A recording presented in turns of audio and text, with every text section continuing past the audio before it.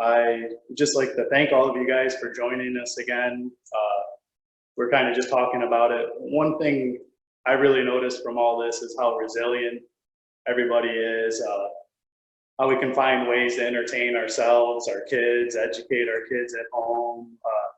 I see people learning how to give each other haircuts or cooking meals, doing all kinds of new things that maybe they wouldn't have tried before. So it's really encouraging to see how resilient people really are. Another thing, it's kind of taught me how much we rely on a lot of other people for just common things in our life. So food being a great example of how reliant we are on a lot of big major companies and corporations to provide our food for us without really knowing where they're being grown, what techniques they're using, who's growing it, what's in the food. So I think this kind of taught some of us to be a little bit more self-reliant and not rely on a lot of other people. And it's something I've kind of noticed throughout this, and today we're at a perfect spot to kind of talk about that. People at MAP are really teaching people and setting an example of how we can grow our own food and produce our own food and not have to rely on people thousands of miles away to get nutritious food. So we're going to be introduced to the Massachusetts Avenue Project, and we're going to take a little tour around their building and some of the grounds and learn about all the great work they're doing today. Colleen, I don't know if you wanted to start us off with a little Earth Day message or Earth Week message. Yeah, I was telling Ron just before this, so I teach high school. I teach at Sacred Heart Academy in Amherst, and we've been working on an Earth Day project all week. So again, shout out to Alex for that awesome packet that he put together too, with a lot of resources. So if you haven't seen that in the email, check that out. So 50th anniversary of Earth Day, very exciting. One of the things that I wanted to share, an activity that I made my students do, is they had to make like a 2020 Earth Day action pledge.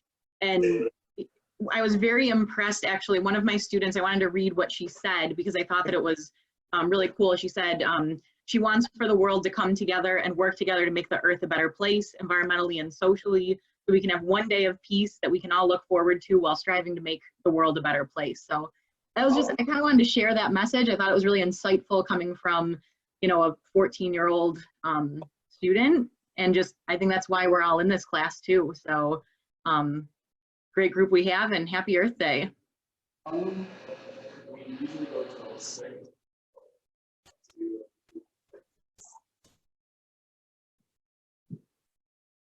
Okay, thank you very much, Colleen. Now I'm going to introduce you to Kate from Massachusetts Avenue Project, and we're going to start today's class. Hi, everybody.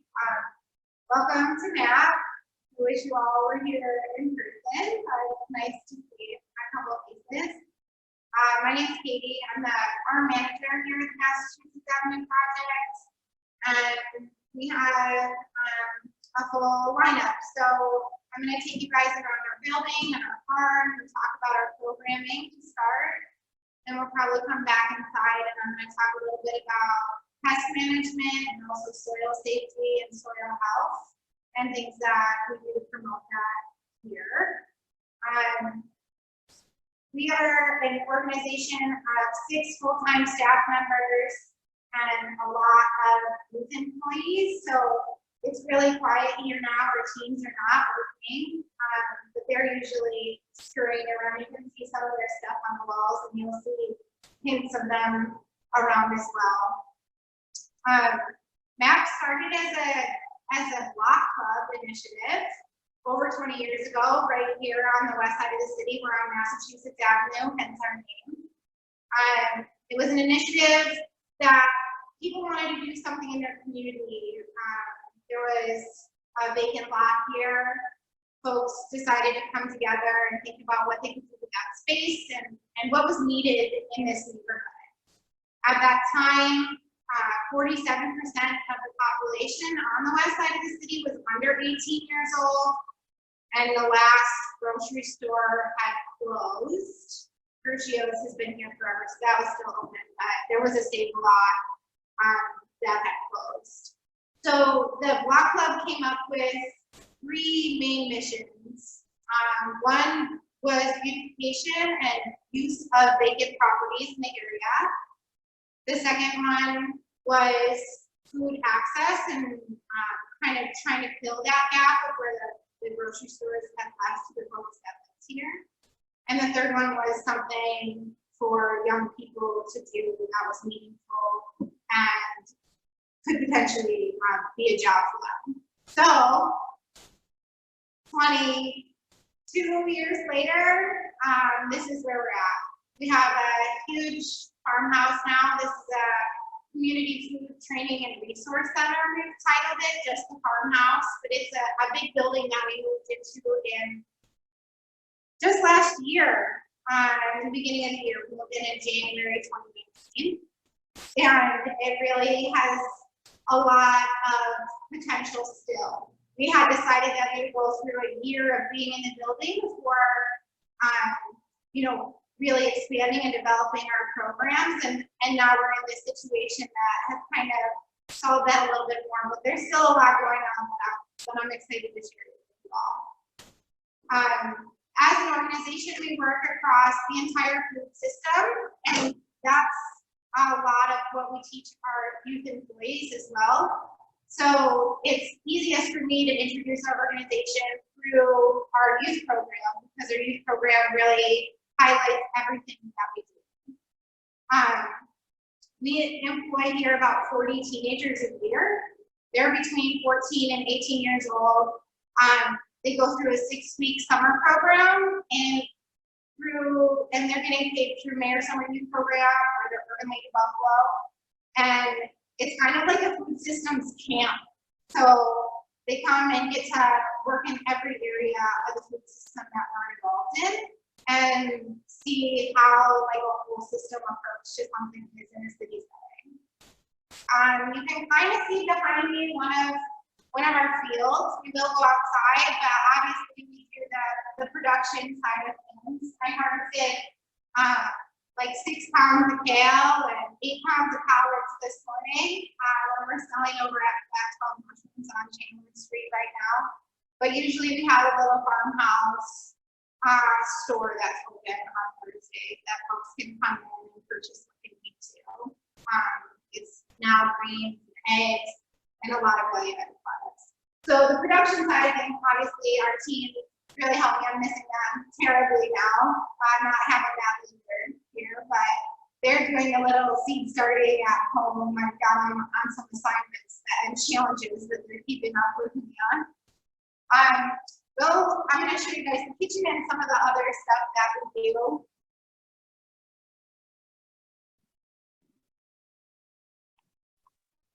Sorry, I'm just going to interject as you're walking. I think that room was a little echoey, so I don't know if it's possible to just stand a little bit closer to the camera or the microphone, wherever it is. Yeah. So is this better? Yes. Okay. There's also like a pretty loud refrigerator in there. This is our commercial kitchen. It's pretty big. Our teens get to once a week during the summer. They're cooking for over 60 people. Because it's a commercial kitchen, it's also certified and permitted for catering and making value-added products or small-scale processing. So we utilize this a lot during the summer and also during the school year, honestly. We work with a lot of partner organizations for our market, but also in general for our store, like bringing products in. And if something doesn't sell on time, then we'll usually dry it or turn it into kombucha or experiment with it somehow. So we try to have our teams really delegate and lead a lot of our value-added products that we've come up with, but I'll show you a couple of them. Obviously, just like dried herbs are pretty simple and easy for us to do and sell. one thing that we try to do from like seed to product is calendula. So we sell everything from calendula seeds that we grow and harvest here to dried flowers that can be turned into oil, to the oil, and lastly to like different salves and lip balms and things that our teens are really into, but that are also really great because they're all using the same calendula that we grow. Another thing that we've made that our teens have helped is tinctures, so doing like a health insurance, ginkgo, which is just foraged ginkgo from around, lemon balm tinctures. So taking a lot of this stuff that we have and trying to turn it into products in this kitchen. Our kitchen is also available for rent. So folks who are trying to do small scale products can come in for a really affordable price, rent the kitchen for however long they need. And it's everything from, I have a food truck, but I don't have a kitchen to cook in, and so I need it every Thursday and Friday morning from this time to that time. Or just, I have a big catering event that I got hired for and I don't have a kitchen to cook in. So I need to be here on one day for 5 hours or whatever it is. But we've gotten a lot of really great response from that as well, with just independent businesses and people trying to do their thing in a commercial kitchen. So that's awesome. We also do cooking classes out of here. So I mentioned Flat 12 Mushrooms, where we sell a lot of our stuff, is also a place that will come and do mushroom cooking classes. They were doing it once a month in the beginning of the year. They have this whole plan for the whole year. They'll get back into it. We also work with Eat Smart New York, who comes in and does like a kids in the kitchen class and just a healthy cooking class for the community free of charge. That's our kitchen. It's really cool. Let's go into the basement. Okay. All right. And then we'll go.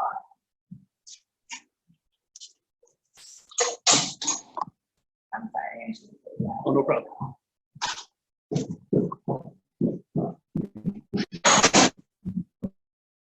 There was one second, head down into the basement.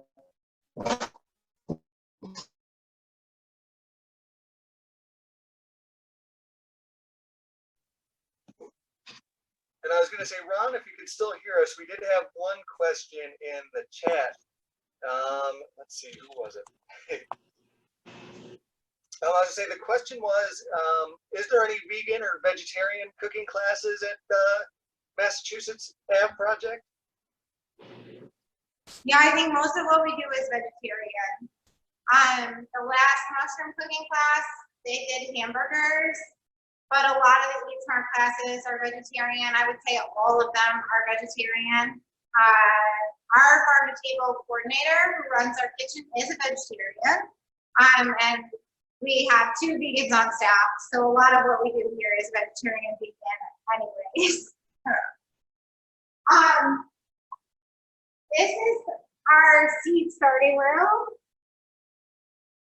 I wish you could smell it and feel it because it's really warm and smells really fresh.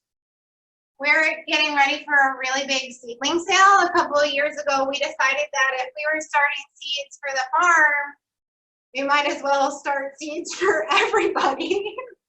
So we have a big seedling sale that will start on May 9th. So you're a couple weeks out here. But a lot of my time right now is spent in this room because we don't have a heated greenhouse or outside area to put anything. Kind of like a makeshift germination chamber / hothouse, lighthouse with an awful lot of plants growing. It is nice and warm and moist. It's like a sauna in here. It's really nice. It feels really good. So this is where a lot of my quarantine time has been spent, which I feel really lucky about. But also, it's another way that we really connect with our community and have the ability to educate on growing your own produce, starting your own seeds. We'll sell seeds at our sale, and also how to like put a garden together for yourself. in striving to provide access to more people, we are allowed to take food stamps for seedlings. It's considered a food, so that's a really good thing. We do a lot of incentives for purchasing seedlings, like buy 5, get 1 free, and things like that, to try to get folks in our community more into growing food. Any questions? Obviously, I have a quick one in regards to like the seedling sales and everything. Is there a particular seedling that everyone tries to get right away that you run out of, and it's like a hot seller, or is it kind of even across the board?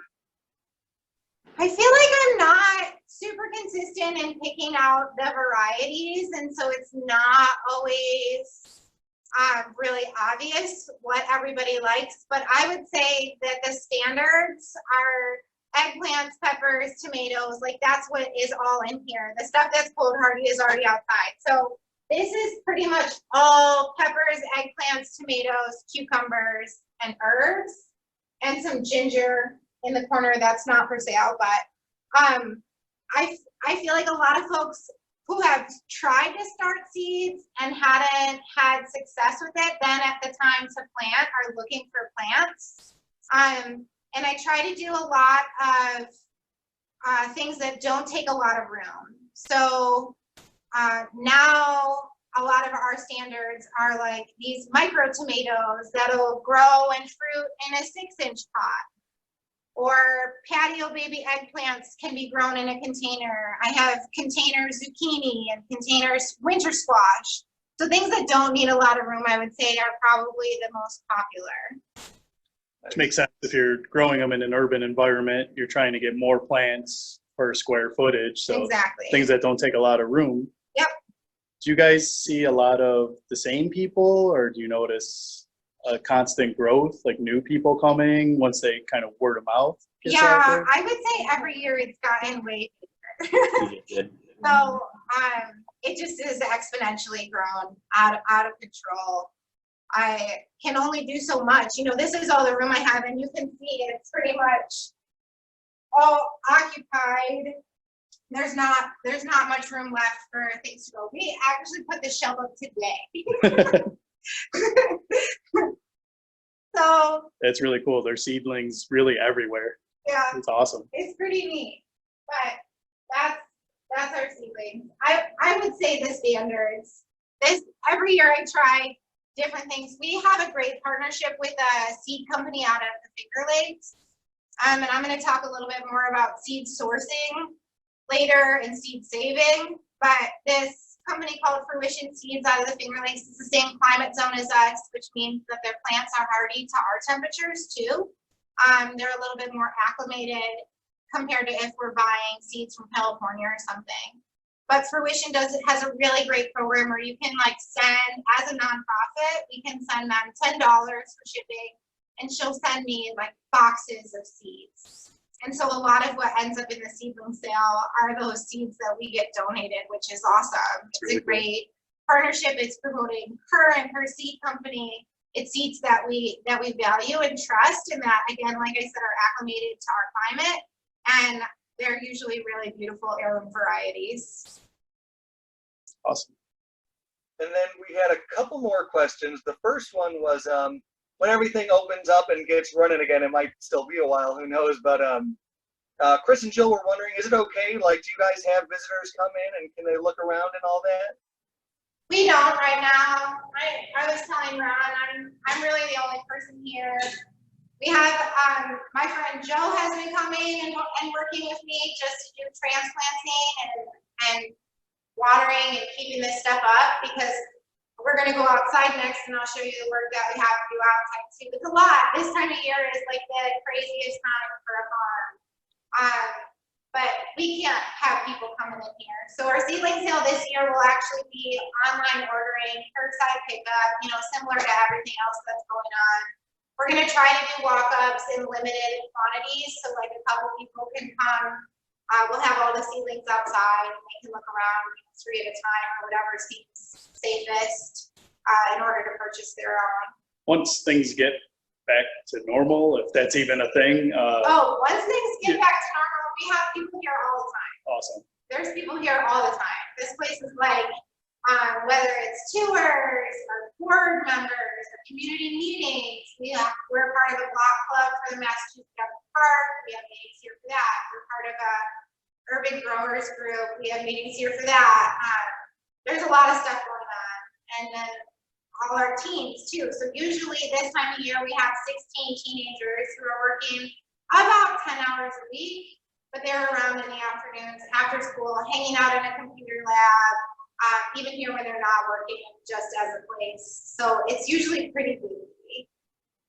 Cool. And we do school tours, we do work groups, so like banks sometimes want a place to go to do something, and we'll host that, or school groups who need a volunteer day, something like that. Oh yeah, here we go. So this is our cold storage. It's a little loud in here, so I'll just show it to you and then we can talk outside.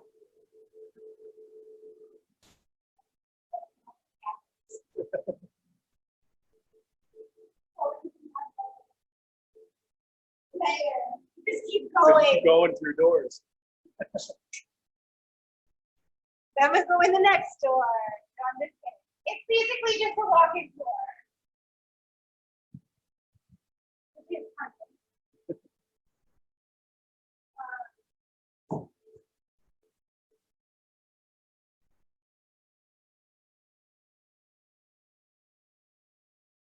So this is another super important piece of our operation. Before we had this building, we were working out of 3 residential refrigerators. It was insane. I would have to harvest every day. We had no room for excess. We have a big box truck in the market that runs about 12 markets a week in places that don't have access to healthy, affordable food, which I'll talk about more. But we had no storage, so we were always picking fresh. We were always having to go to our farm partners to pick stuff up all throughout the week because there was nowhere to store anything. So we probably overbuilt this, but we did it. And now we can buy a lot of food from other farms. And something that's really nice between this and the kitchen that really changes our whole organization and the potential of it, that we can pick up food from a farm in excess. If somebody has a bumper crop or like an excess of cucumbers is probably the easiest example. We can buy them in quantity, store them in here until we're ready to use them in the kitchen, turn them into pickles, and then we have a whole nother product. So it's really great. It's really a wonderful thing to have the cold storage. This is also a space that we have available for rent and use. So there'll be a shelf donated just to city farmers who need more cold storage. They can drive here and store their stuff if they have lettuce or something that they don't have room for. And also folks who are renting the restaurant or the kitchen. So if you're renting the kitchen and you need cold storage, there's also space available for that, which is really nice. We're gonna go back upstairs and outside and I'll show you guys the farm. And then while we're transitioning, Ron, we had a couple more questions. Both of them are kind of related to the growing of the plants. One was, do they have growing lights or just fluorescent bulbs? A little lab back there. And then another one was, do they transition those little seedlings outside when the weather permits it? So we have both growing lights and also like shop lights and just fluorescent bulbs, like a whole variety of stuff. You can see I have stuff in like really shady lights up here that's not even bright enough for plants, but I'm out of room. So all different kinds. Really, as seedlings, they need light. Some plants need light to germinate. The fluorescent bulbs do fine. Like the shop lights is all that we used to have, and those did fine for us for a long time. I now have a couple really nice grow lights, and they change the quality of the seedlings for sure. As far as transitioning outside, there's stuff that's okay to be out, like stuff that would be coming up right now anyway. So things like our calendula or kale, any kind of green is pretty hardy. Our leeks are hardy enough to be outside. We have a greenhouse. And we also harden stuff off. So for the stuff that we're not hardening off, we're advising as far as our seedling sale is concerned on how folks can harden off their own plants. And that entails just bringing them outside for a little bit every day to expose them to the elements. And I mean like the wind, the rain, the sunshine, because leaves will get sunburned. Just like a little bit to start in indirect sun, maybe a couple more hours the next day. And it can take up to 2 weeks to harden off your plants depending on the weather. You don't have control over that. Like that's the hardest time about this time of year. But usually a lot of that stuff can be in my unheated greenhouse, but it's so cold still. And they wouldn't make it overnight. Awesome. Thank you. Very nice. I think yesterday we had 4 seasons in one day. Right? Thank you. Oh. You can come right in here to kind of what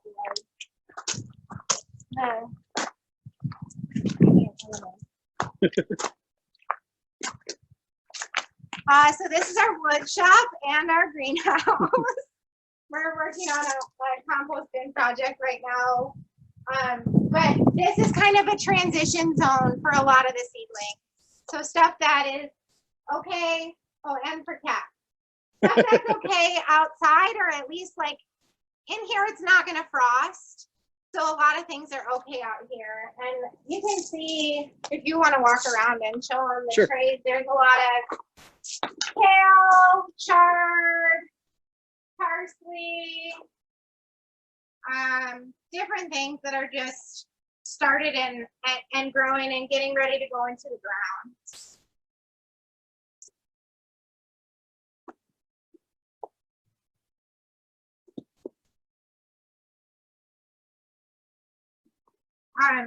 During our growing season, I'll have stuff in pots in here, so things that like it really warm will stay in containers in this house. And last year it was tomatillos and hibiscus, rosemary, and basil I kept in pots in here. I'll put the ginger out here. So things that like it warm can stay in pretty big containers out here all season long.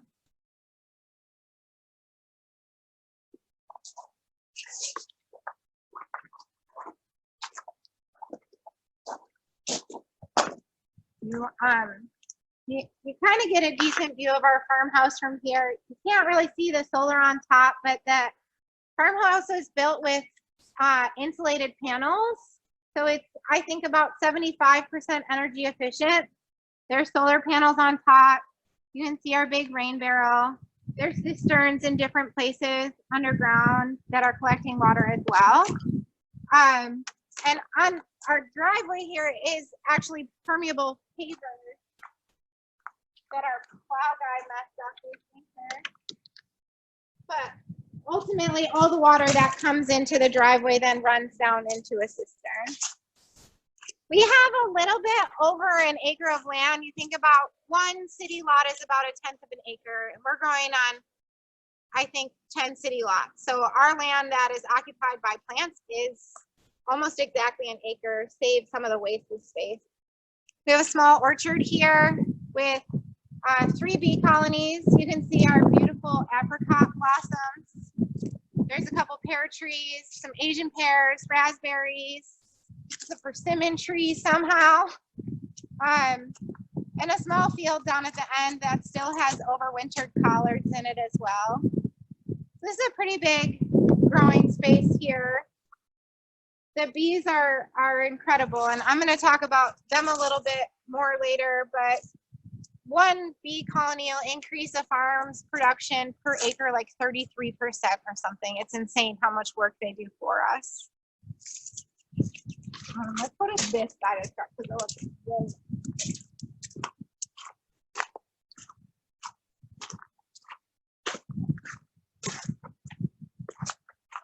This is our mobile market.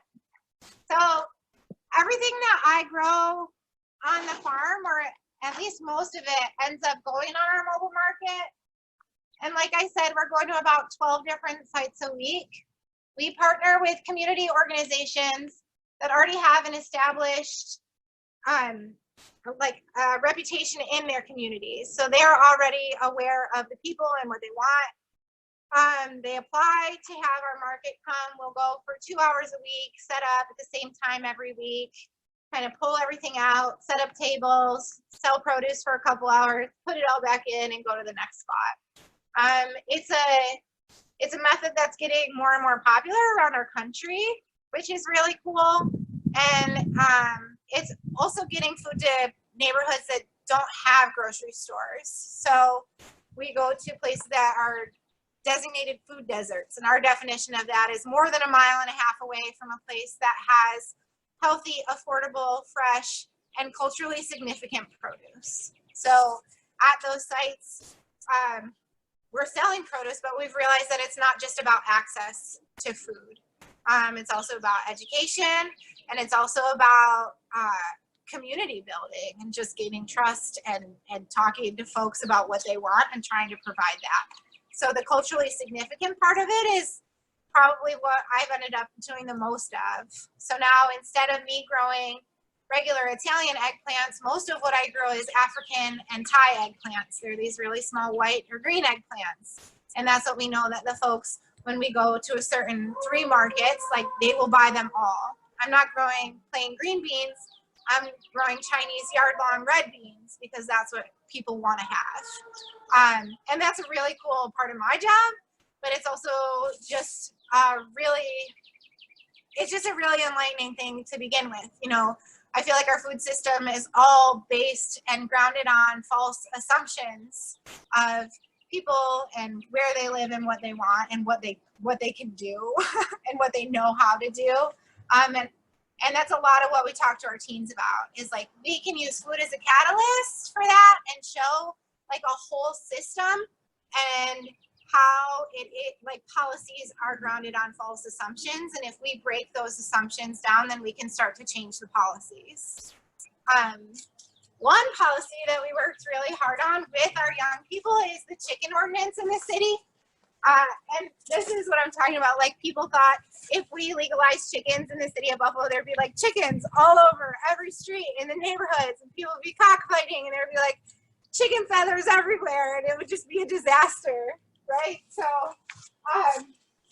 we worked really hard and in the shadows of a lot of other cities that had really great chicken ordinances in order to get chickens legalized in Buffalo. I wonder if they're out. It's so like nasty out here, but maybe they'll come out and say hi. Hey, girls. Oh, they are out. Hey. Hi, everybody. They're like, our feet are wet. We're so cold. Hey. So we have 15 birds. They lay really great eggs for us. We get about a dozen eggs a day. They're really sweet. You still can't have roosters, but on a dry day, this is a lot more appealing to look at. Oh, they're good girls. That's really cool. Yeah. So that's something that we worked really hard on, and it's also something that our teens do a lot of work with the chickens. You know, they do the chicken chores. They feed them, they clean out the coop, they collect the eggs. And it's just an experience that, you know, they're not getting otherwise a lot of the time. We can go back inside. Okay.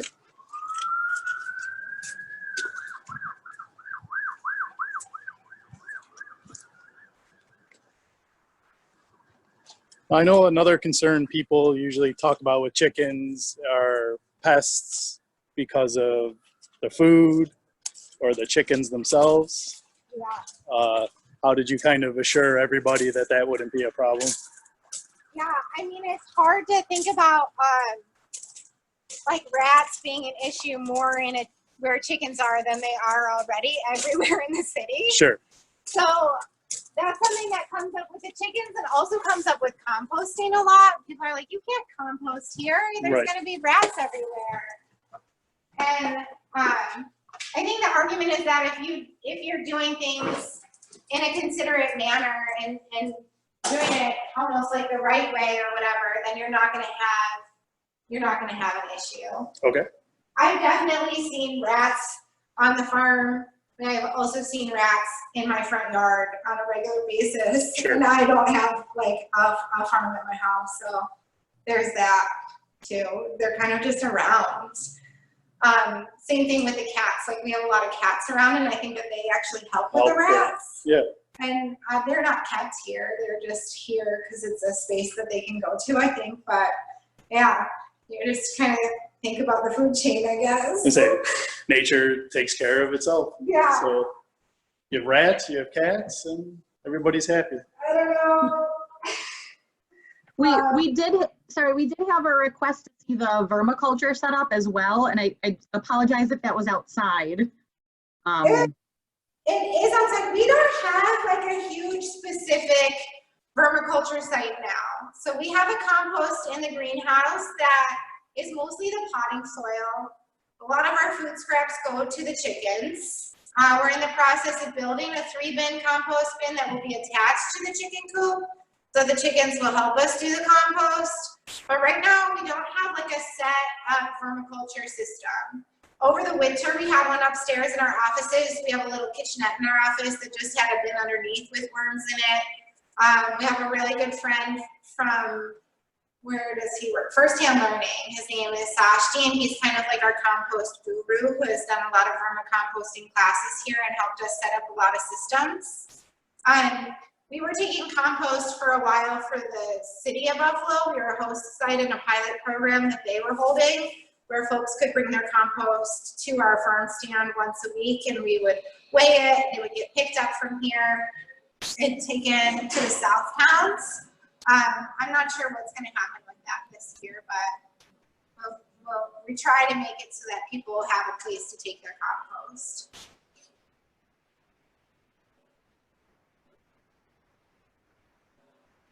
Any other questions? I guess I have one with, I know you said you travel around a lot doing the little, or doing the farmers markets and everything. Have you noticed, like with your patrons, if more of them come up and said that they've started kind of growing stuff on their own, trying their own gardens and trying to expand this a little bit? Yeah, definitely. And I think the markets, more the idea is that we can eradicate food deserts. So we can try to start eliminating those places that don't have access to healthy, fresh, affordable foods. And we can set up in a parking lot that's maybe across the street from a corner store that doesn't have fresh food, and be able to say, like, we just sold $300 worth of stuff in 2 hours. These were our top sellers. You can carry that here. We can help like facilitate that. So there's more of the idea of getting access to fresh food on our markets than there is like people growing their own food. But of course, answer questions and help folks do that if that's something that they want to do. But I think also in that case, we would probably direct folks to like Grassroots Gardens of Western New York, which is one of our partners that provides an umbrella of stuff for community gardens. And there's community gardens all over the city, so folks can have resources and access around there. I'm not sure if our market has directly influenced people to start home gardens, but I do know for a fact that it's encouraged folks to be cooking more fresh foods and being more aware of where their food is coming from. So our markets director has developed a really incredible like market literacy technique where everything that we're sourcing, like I can't grow enough food for 12 markets a week, but she's getting food from other places, and no matter where it's from, labeled what farm it's coming from, where that is, how it's grown, whether it's conventional, organic, natural. All of that information can seem like overwhelming, but it also encourages questions and an acknowledgement of our food system and why is it even important to list that? You know, so why does it matter if I'm buying organic corn or commercial grade corn? Why is the organic corn $1 more, but it might have worms in it? And how do we then have this whole conversation about a bigger food system than like, oh, you should really be growing tomatoes in your yard too, right? It's more like you should have access to this, whether you want to grow it, that's awesome, but it should be around. Awesome. Thank you. Does that make sense? Definitely. Yeah. Okay, cool. I'm gonna switch a little bit just to more of our community education. Our teens, I guess I'll finish that first. So our teens in the summertime, they can work on the farm and the production side, in the kitchen, on the processing side of stuff, on the market with distribution. And then I did mention our policy side of things. So everything kind of is underlying under food policy. So we bring all of them together. And again, use food as a catalyst, not only for our teens and our community members, but just to say, like, everything is part of a bigger system that has all of these points, and how and what do you want to be passionate about in order to shift all these narratives, right? That we kind of just like get funneled into and maintain.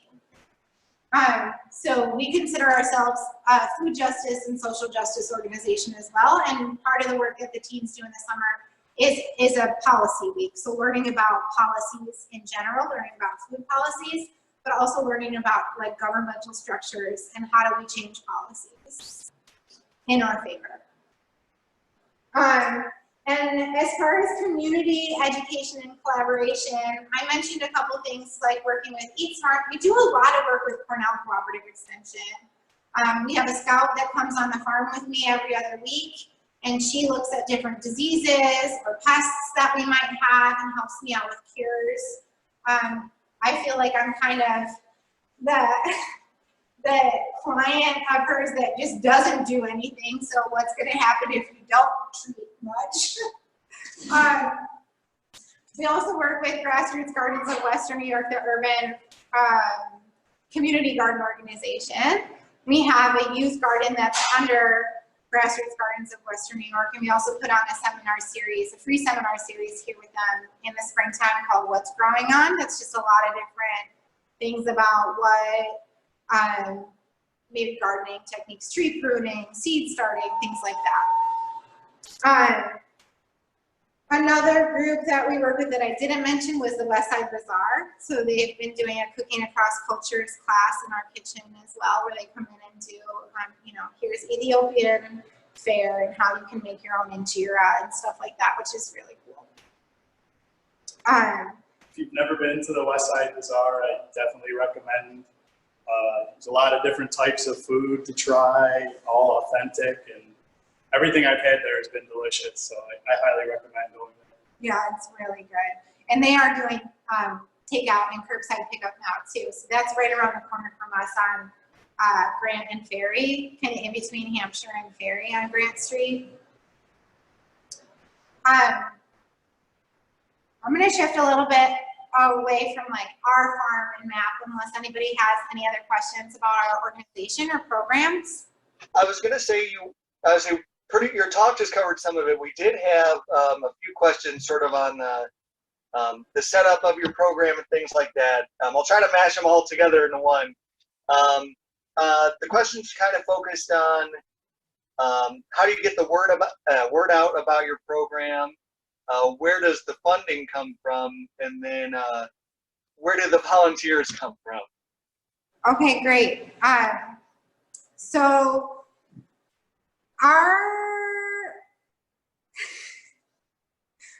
the first question was, how do we get the word out? Okay. Yeah. So, the setup, I'll start with our youth program. The setup, like I said, is teens are employed through Mayor Summer Youth and Urban League, and then they get hired to us. We really don't have to advertise that.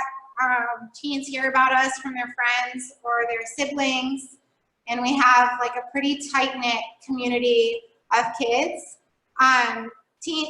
You know, we get maybe 10 wild cards every summer who come in, and a lot of the time they stay and they'll bring their friends into our community, and they will start, you know, seeing where it goes, which is pretty cool. Our teens work for 6 weeks in the summer, 25 hours a week, and then we hire them who want to stay on during the school year and who can stay on for, like I said, 8 to 10 hours a week. They work in general for the first maybe, we get our teens from Initially, they start with Mayor's Summer Youth Program and also the Urban League of Buffalo is who they're employed through. And then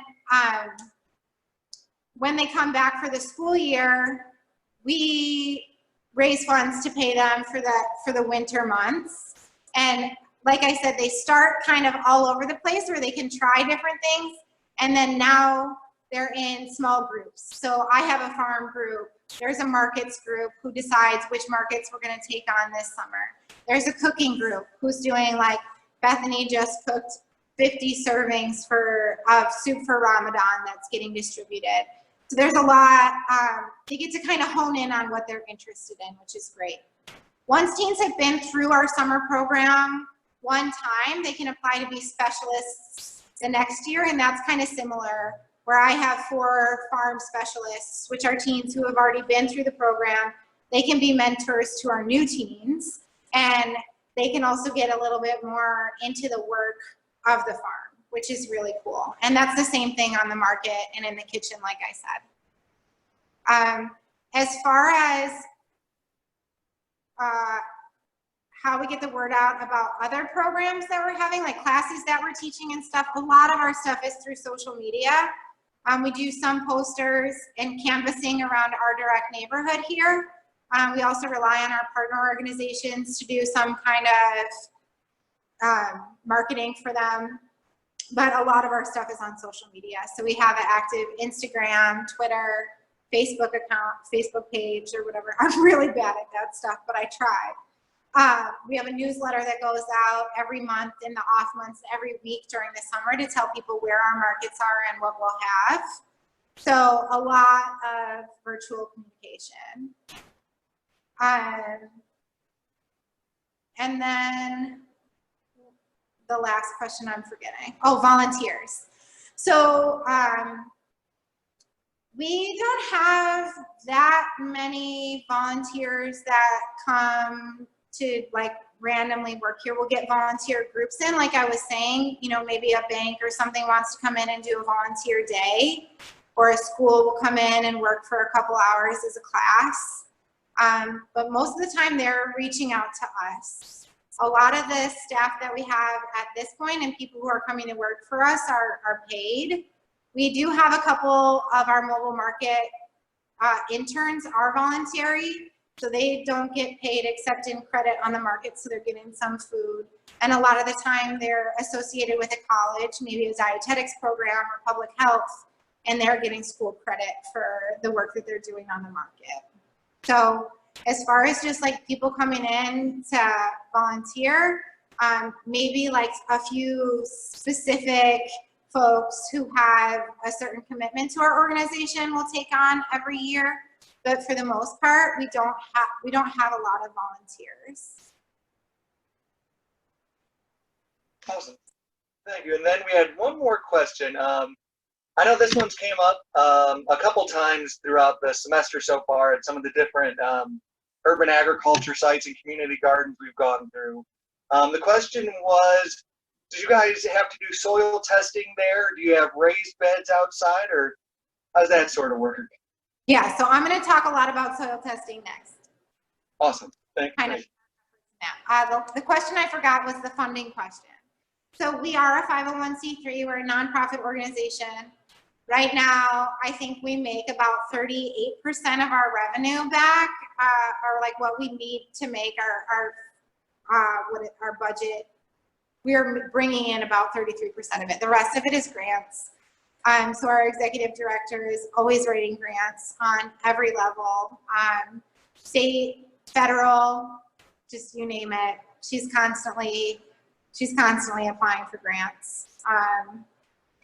I think it's really interesting, like who would have thought that a grant funded project would be really secure at this time of a pandemic, right? Like all of a sudden we have this, I have job security, which I don't usually feel like I have that in a grant funded job. But now it's like everybody else is more vulnerable because we have our money for the year. It's really wild. Can I put you on the spot a little bit? Totally. Talk about a little bit how you got here. Sure. Your history. Yeah. Right, that math. Yeah, so I've been at MAP for 10 years, which is crazy. I started as an AmeriCorps volunteer here and did 2 years of service as an AmeriCorps volunteer. Before that, I grew up in Orchard Park and went to Fredonia for college. I have a degree in philosophy. After my philosophy degree, I did the Peace Corps. So I was in sub-Saharan Africa and Zambia for about 3 years doing fish farming. It was an aquaculture program that I recognized when I was there as integrated agriculture or permaculture, and got really into Bill Mollison. Found a permaculture handbook on a Peace Corps shelf. Came back to the States, went to the Pacific Northwest, studied permaculture, got my certificates in permaculture, moved to the Caribbean, worked on a permaculture farm in St. Croix for a couple years. And then I was ready to come back. So I came back to East Aurora actually and helped start a CSA in East Aurora. Then I was like, I need to be around people again. And I saw that MAP at that time had an aquaponics system, and I was like, this is the perfect place. Everything I've ever done has led me to MAP. So I applied for that job and moved into the city, and yeah, 10 years later, I got a house and some kids and the same job. That's great, thank you. So I'm going to talk a little bit about pest management and how we deal with pests here, and then I'll get into more of our soil safety and soil health issues and techniques, I guess. I'm glad that you brought that up. Like, we are an urban farm, right? There's a lot of different things about being an urban farm, some really beneficial, including that we are at the source, right? Like, we're around the people who are eating the food. We're around the restaurants, we're around the markets, we're right here. So we have the population that wants food. And that's a really big benefit to being an urban farm. The way that I think that we fit into a bigger food system is with these other things that MAP is trying to provide, right? The access to food, the education on healthy food, and maybe like what's in them, how are we processing food? How do you cook basic greens, right, to get them more into your diet, things like that. But as far as pests, being in an urban area, people are by far my biggest pest. I don't have to deal with deer, I don't have rabbits, I don't have a lot of anything else. There are a lot of people and they will mess with my plants. A lot of the time out of curiosity, and some of the time just for fun, I guess. So again, that goes back to MAP and kind of our philosophy and idea of building community around food. How are we staying connected with our direct community in order to encourage, like the people around the block to be my watchdogs and have respect and honor the work that we put into the earth and the food that we're growing. We have a market across the street. A lot of folks are walking to our market. So, for as long as I've been here, we've had a market at our site in order to encourage that conversation with our neighbors. I have a small garden club of children who live on Winter Street, which is where a lot of my growing space is. They tell me everything that happens there, which is amazing. Anytime anybody walks through the garden, they're like, "Miss, this guy came and he picked a bean and he ate it and then he spit it out." It's really funny. But I think encouraging that is huge. Another thing that we do here is really try to diversify our plants. I work on a 4-year crop rotation, so I'm not planting the same thing in the same place for 4 years, or at least the same family of things, if I can help it. We're also on limited space, so every once in a while I'm like, by the time I'm done planting, if something has to go in the same place as it was in last year, I'll do that. But really trying to move things around so that the same pests are not coming back to the same place, knowing that they're gonna get what they want there. And integrated pest management, so the bees help keep our plants healthy. And all pollinators do a wondrous job that's just miraculous. But we also have integration of like ladybugs. So if I have a serious aphid problem, I'll bring ladybugs in, let them go on the aphids, and they will eat all of them. It's amazing. And another thing that I try to do is row cover. We have this material called Rime. I don't know if you can see it behind me, but there's like a little bit of white line in front of the collards. This is so tricky, right here. And that's actually like a really thin cloth that I can put over things, especially things in the Brassica family in the springtime can get covered and protected from a lot of pests. But our biggest thing is definitely the health of our plants, which is all of that is reliant on our soil. So I am very serious about soil health and soil safety. I think that I have to be. It would be crazy if we were doing all this work and you know, like our soil was contaminated, which is a really huge risk that we take growing food in the city. Can you imagine? We're like, oh, we're doing all these things and trying to build community and get people to know about their food, but it's full of lead, would be insane.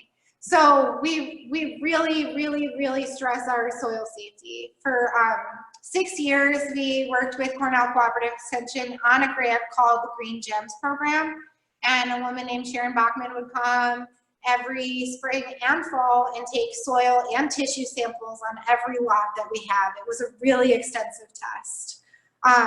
That was very enlightening. Nothing has been contaminated, but we import a ton of material.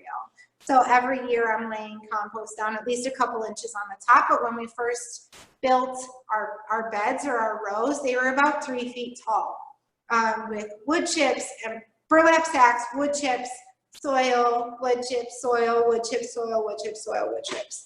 So we've really done a lot of importing of material to try to get our soil to its most healthy state. We need that. And that's another technique. Like I said, the healthier our plants are, the less pest pressure we end up having, which is pretty cool. Something that we've been working on for about 3 years is a soil safety pledge. So as an urban farm, as an urban farm, we've kind of teamed up with a bunch of other urban farms in the city, which I did show you this map. Can you guys see it?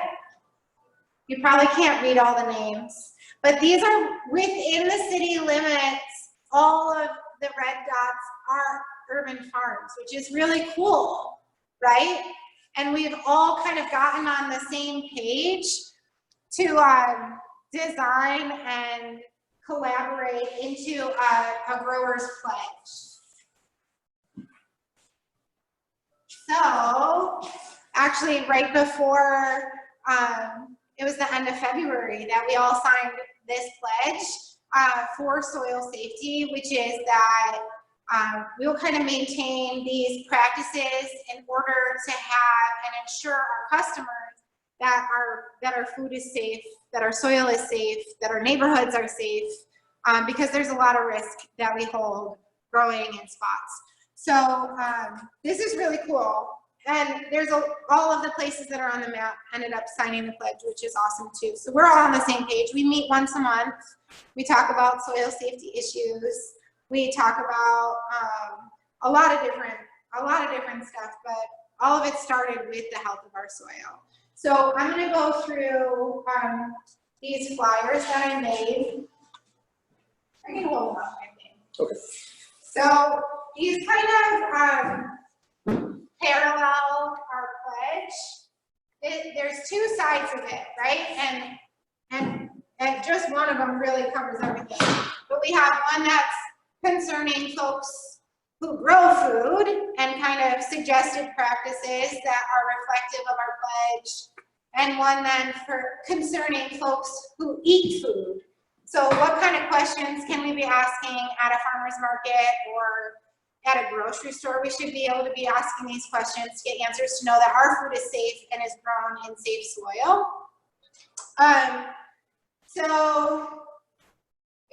The first question on here is, do you know the history of your land? And this is how we end up adapting that. Like, this is really important for a city farm.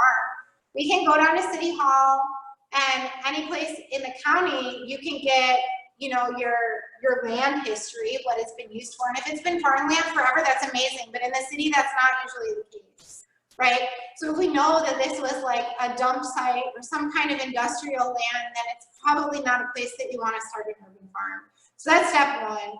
And folks should know that they can ask these questions to their farmers, like, what was your farm before it was a farm, right? And farmers should have the answer to that, especially if they're growing in the city.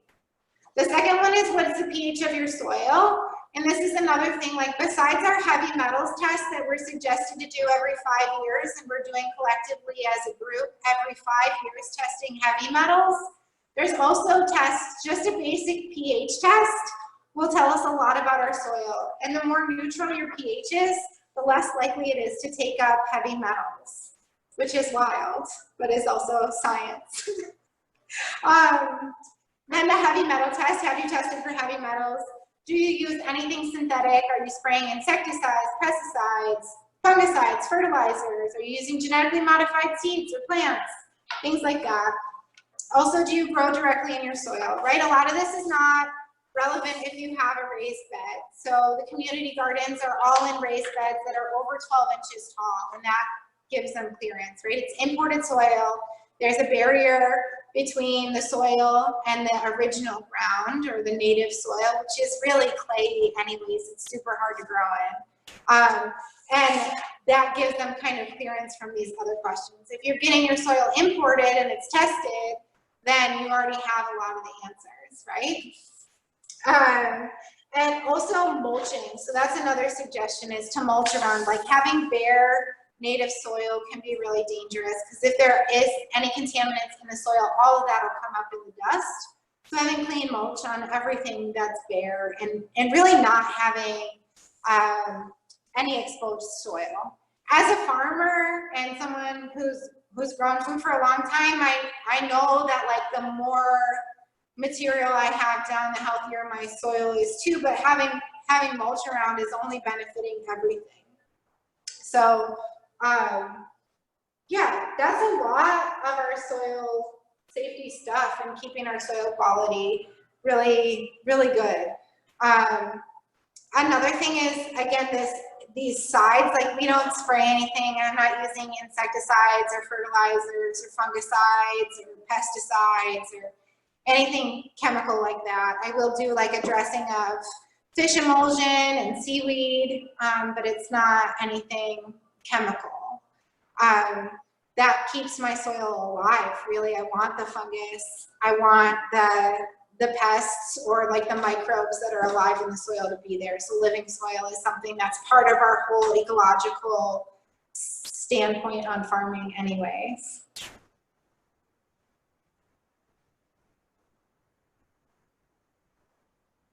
Nice. What does the seaweed and fish do for the soil? Yeah, so the seaweed and fish fertilizers just provide nutrients. It's really high in magnesium, potassium, and nitrogen, like any other synthetic fertilizer would be. So there's different ratios of it in the different fertilizers. There's a brand called Neptune's Harvest that we use. You put like a tablespoon in a gallon of water, and that's what you water with, and your vegetables have like a boost in all these nutrients, right? When I lived in the Caribbean, we would actually go to the ocean and gather buckets of seaweed and just take the seaweed back to the farm and put them on our land patches. Now I get it in bottles. Way easier, way easier. Let me check this. Oh, okay. So a couple other things that help us ensure like the health of our crops are our seed sources and also seed saving. So I mentioned fruition seeds being in the same climate zone as us. We save a lot of our own seeds, and that's what we'll use to grow the following year. We've been growing the same garlic for I think like 18 years, which is crazy. It started as just a couple little heads. Now we have like a pretty big, probably a whole lot, a city lot of garlic. And it's beautiful, but it's adapted. So like anything, seeds have genes, they're genetic, right? We know that about genetic modification, but there's also a natural way to genetically modify your seeds and allow them to adapt to where they're at. That garlic that we have I think after 7 years, it becomes its own, like a fresh variety where it's adapted enough or changed enough to be its own variety of seed. So that's technically like we could patent that if that was something that we believed in or wanted to do. But that's how seeds get patented, right? Is there enough generations of growth and saving to have it be its own thing, which is pretty neat because don't they say like your skin is totally new after 7 years, and there's a whole thing, if you stop smoking, then your lungs are totally new tissue after 7 years. So seeds are on that same schedule. After 7 years of growth and harvest, you have a totally new variety.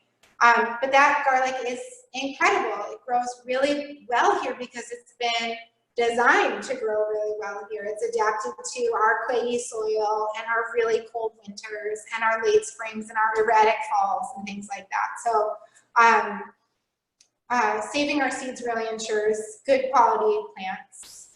In seed saving in general, you're picking the seeds of the best plants that you're growing, but every generation, like I said, is getting more adaptable to our soil and our surroundings, which is really neat. The seeds that we don't grow, we source from folks that we know and trust, like I said. So a lot of our seeds come from Fruition Seeds. We go through Johnny's, which is a pretty big seed company. They have a lot of organic varieties.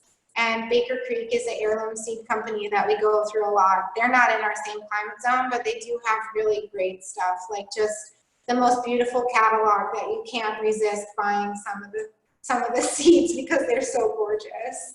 But they have a lot of really the rarer types of seeds, and a whole branch of their company is this seed or food arc or something like that.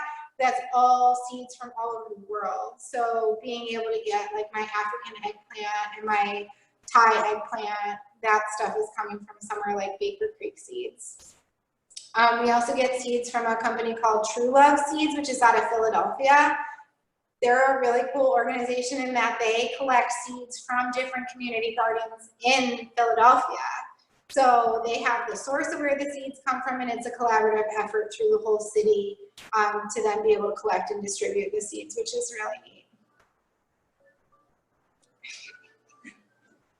I should turn it off. What else?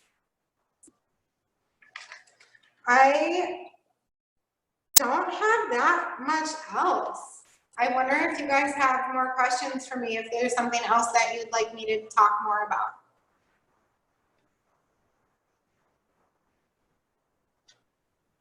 I guess I have a quick one for you. I know you said you've been kind of all over the world doing different things related to this, and I guess my one question would be, what do you love so much about kind of working for MAP, and what's your favorite part about what you're doing? Yeah, that's a great question. It's a really good question. There's so many things. There's so many things. I feel like I just have a really great job. I love the autonomy that we're given here and the trust that's put into us as program managers, right? So that's probably my favorite thing, is that nobody is saying like, it sounds so weird. Nobody's like, Katie, you have to do this thing, right? Like you have to grow bell peppers because I want you to, or something, right? Like there's no micromanaging. That's probably my favorite part, is that I'm a trusted employee with working with teenagers, doing things like this, you know, like talking and trying to learn from and teach adults. And the same thing with young people in school groups and even on the farm. Like nobody's advising me on how to do stuff. I can decide what I'm doing, and there's faith in me that I'm going to do the best that I can. That's probably my favorite thing. Awesome, very nice. And then we did have one more question from Thomas. He wanted to ask, in a normal situation, do most of your programs with students go through like sort of a more informal route, or more of them through schools that come in and do tours and things like that? Can you repeat that? Oh, sorry. He wanted to know if when students come in, are most of the programs informal, or are they through like based or like partnered with schools in the area and things like that? Yeah, so we do a decent amount of school tours where people can come in on a tour and see what's going on. We don't have that much really informal interaction with students. We do a couple things where Bethany teaches at some Saturday academies at Lafayette High School, and that connects us with students, but that again is a formal thing. Some of our neighbors have been through the program. That's probably the most informal, or folks who we've seen around since they were pretty little will come over and be like, when can I get a job? You know, when can I start working here? Let me help you do this thing. That's like my garden club is really informal, where they just, I'm like, I'm working on Mondays, and they'll come and meet me in the garden. But I would say a lot of it then becomes, like, a lot of our interactions with students are a little bit more intentional. You notice more gardens popping up in the neighborhood? Yeah, totally. We've noticed so many gardens popping up in the neighborhood. There's more community gardens, there's more backyard gardens, there's more like squash on the front lawn. There's gardens everywhere. It's really cool. A lot of our teens have started gardens at home. Another thing I wanted to mention about the teens that go through our program, like I said, we don't really have to advertise for our youth program. A lot of teens hear about it through their friends or siblings and end up working here. But when I started here, the graduation rate from high school was 47%. And now it's at 52%, which is a huge jump. But that's graduation from high school. Like, only 52% of teenagers are graduating from high school. Like, it's insane. And through our program, in the past 5 years, we've had 99% graduation rate, and 100% of those 99% have gone on to college. So we have young people at the Fashion Institute of Technology. I have two of my last year's specialists are at Warren Wilson College in Asheville, North Carolina, which is like a sustainability school. We have a teen at Northeastern, somebody's at NYU. They're all over the place, and it's incredible to see what giving a voice to a young person can do, and like listening and having just like this little bit of like, I care about what you have to say. Why don't you make this decision? Why don't you lead this lesson? Like, just a little bit of leadership can do for young people. I know you mentioned you're instrumental in getting chickens legalized in the city, and I know a lot of suburbs have done it now. My wife really wants chickens, so she's been really paying close attention to it. Do you notice, again, kind of off of your example, a lot of people now starting to keep chickens in the city, or you heard stories? I feel like I know people who keep chickens in the city. I don't see them that much. That's the thing about chickens. Right. They're not that big of they're not running down the middle of the street. You know what I mean? Like, yeah, they're pretty low key, like mellow, stay in your backyard and just hang out. They're not that wild. So I feel like I see chickens around more like on social media in people's backyards than I do like, and I walk a lot, right? I live really close to here. I'm always walking back and forth to work. And I don't see that many chickens. It's wild, right? But I know that they're around. I know a lot of people wanted chickens and the right to have bees, which was a point for That a while. was big. So yeah, just curious to see if there's been a large increase in both of those. There's obviously been a large increase in urban farms, right? So I feel like there are farms that have popped up over the city, around the city in the past 10 years. Like, there were not this many urban farms. And it's really nice to have the collaboration of the urban farms, and that's our next kind of policy work that I'm working on the growing side of things, is to start getting agricultural variances in our city, right? When we think about like the sequestration of water that we're doing and diversion from the waste stream, of not only food waste, but water waste, right? Like this as a vacant lot is just considered a vacant lot. There is still no, even within the green code, there's no acknowledgement of agricultural land being beneficial. We're still paying user fees, we're still paying sewer fees, and we're still paying taxes the same as if we had a vacant piece of property. And I think that's our next push as a collaborative group, is to try to waive some of those fees, gain recognition for agricultural land within the city, and start to really talk to our elected officials about why that's important. At least combining our land, right? Like right now, we have these 13 city lots that are, we had to pay to combine them, but I'll use 5 Loves Farm is on Delvin and West streets. They have like 8 lots that are kind of separate. So he's paying user fees on every single lot instead of just like one user fee, when in reality, we can't have a garbage can. We're not putting water into, like, all of these things, right? So starting to really have our elected officials look at this a little bit more realistically for us, and that's our next kind of policy action. Another policy thing that we've been working on, which is really cool, is a good food purchasing program. So years ago, we helped implement and do taste testings of salad bars in public schools. We started with 5 pilot schools. Now there's a salad bar in every public school. Kids really like it. This goes back to my conversation. About breaking down assumptions and kind of disproving these things that all of our policies are grounded in, right? There was no salad bars because people thought that young folks didn't care about healthy food, that they didn't want to eat salad, that they wouldn't eat it, that it would all get wasted, and all of these things. And then we tried it out, and it's like, oh wow, kids actually really like eating salad, and now they're everywhere.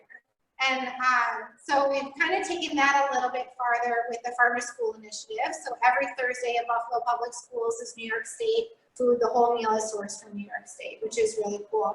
It's a lot of grape juice and New York State beef, green beans, or whatever the harvest of the month is. But we worked really hard to get that initiated and to have New York State labeled on the school food menus. So if you have kids in school, like I have a daughter who goes to a charter school, but is connected with Buffalo Public Schools, and that her lunch menu, anything that's coming from New York State says New York State.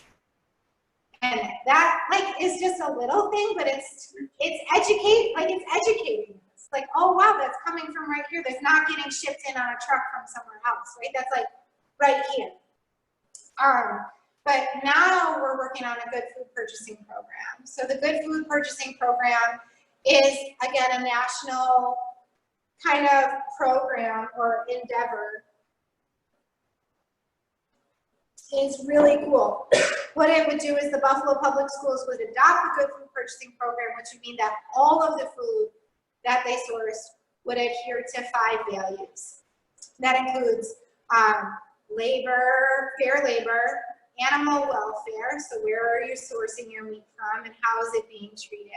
Environmental welfare, that means you're not going from big farms who are spraying a lot of chemicals that are going into the waste stream.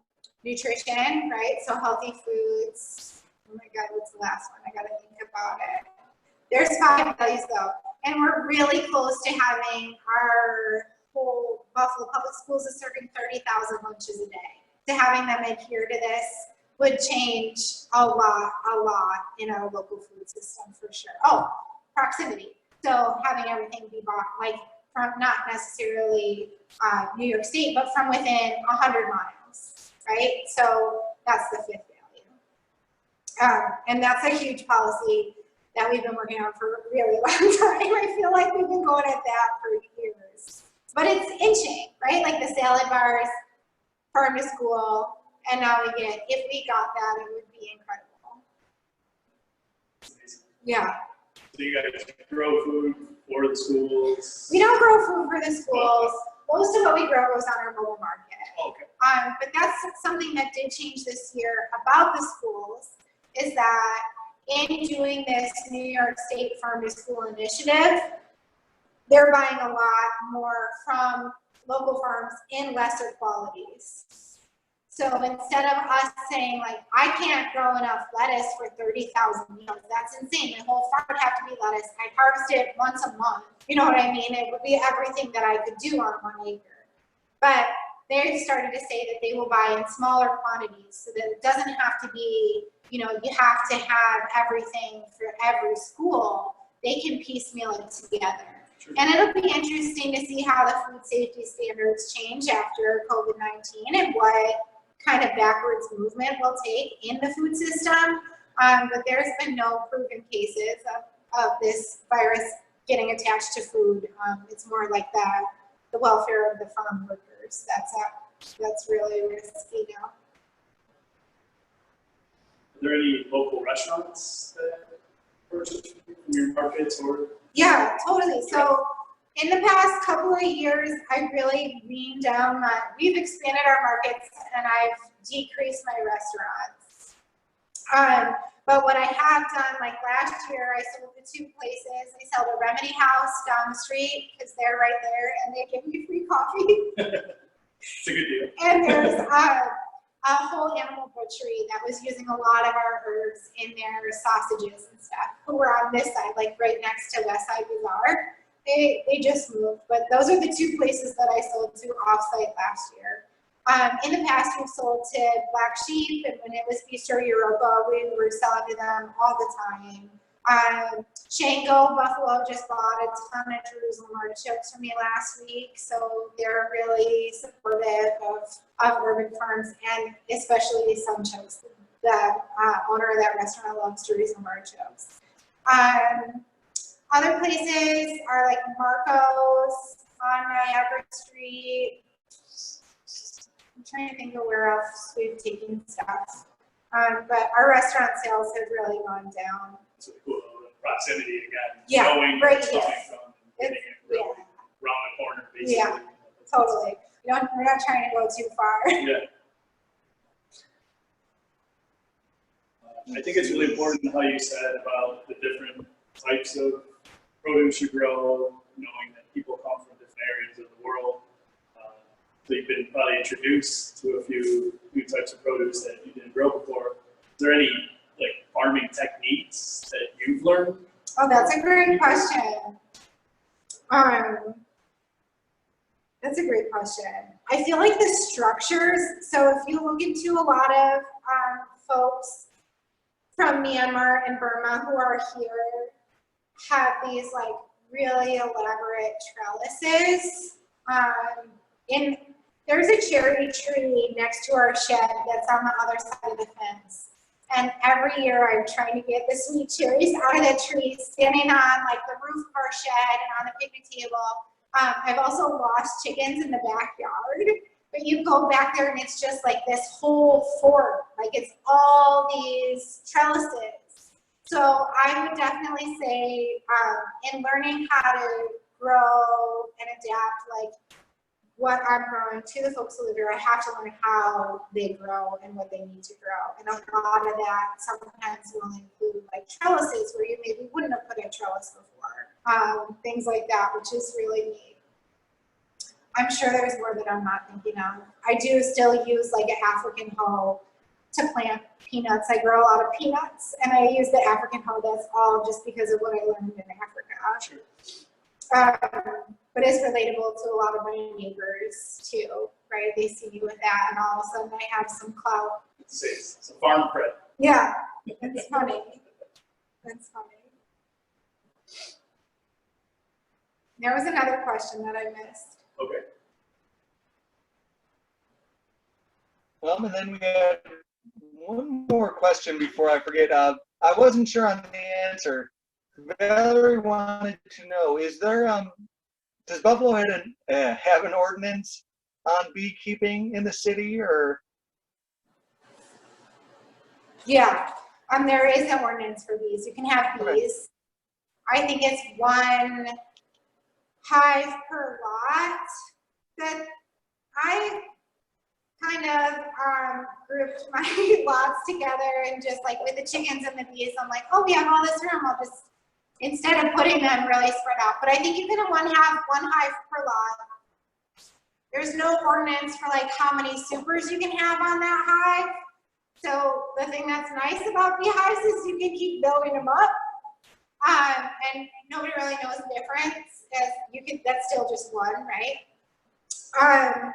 And kind of like the chickens, this is where we get into a little bit of slush, is that there's not like a bee person at City Hall, like there's not a chicken person at City Hall. So they kind of create these ordinances so that they like hoping that they won't be bothered by it, right? So you have to be a certain distance away from a house, and there's some other little things that I'm not positive about.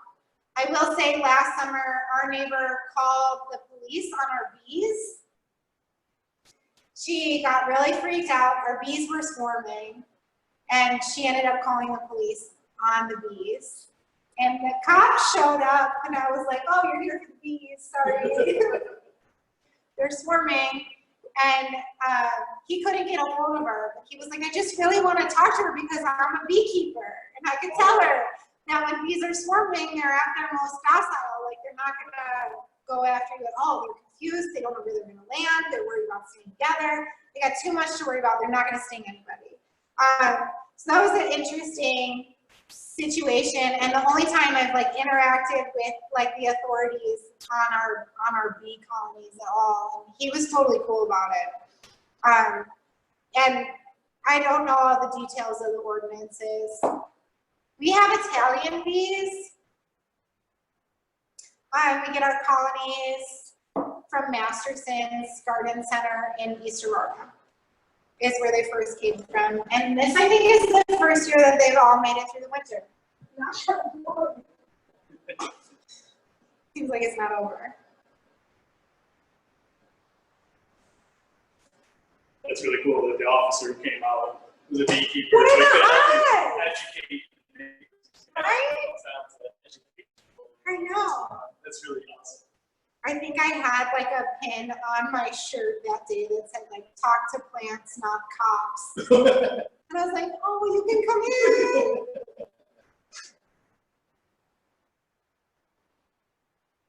Oh man. Any other questions, you guys?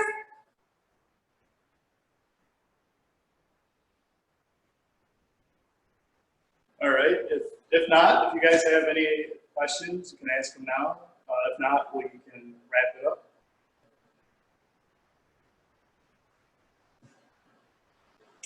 No questions? Okay. Yeah. Awesome. Well, thank you, Katie, so much for showing us around and giving us a tour of this great facility and telling us about the amazing work that MAP does. I know we're all really glad that you guys are here doing this work and educating people. And thank you so much for having us here today. Yeah, I'm so glad you could all be here.